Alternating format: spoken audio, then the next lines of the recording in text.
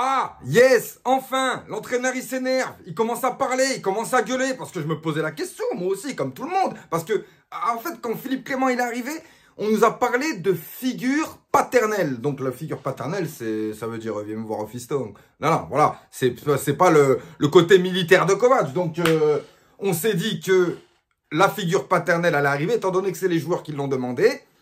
Peut-être que ça va bien se passer. Mais lors du premier match de Philippe Clément, ouais, si, non, mais si, je vais leur raconter quand même.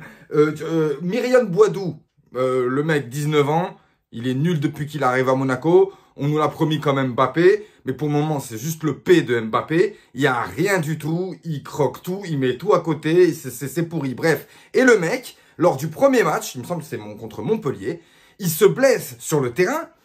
Philippe Clément lui dit de sortir. Myriam Boadou lui dit non, non, c'est bon, t'inquiète. Lâche-moi, arrête de me parler. Là, je me suis dit, qu'est-ce que c'est que ça? C'est Myriam Boadou, 19 ans, qui va dire à l'entraîneur comment faire. Alors, Philippe Clément, la réaction, c'est...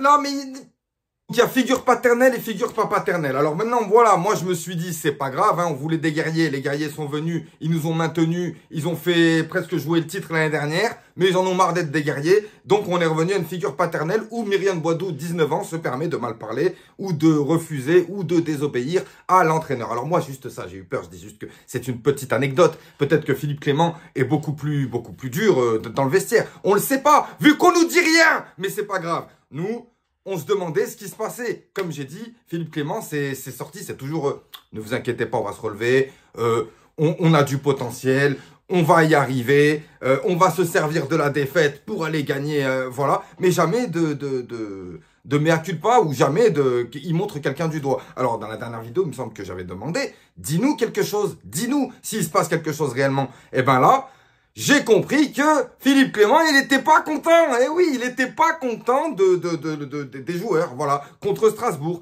Et même la direction n'était pas content des joueurs contre Strasbourg. Donc tu vois, mine de rien, ceux qui gueulent contre Strasbourg, ils ont le droit. Parce que il y a vraiment eu un relâchement lors de la deuxième mi-temps. C'était plus Monaco, c'était plus une équipe de foot, c'était plus l'envie de gagner, c'était plus rien.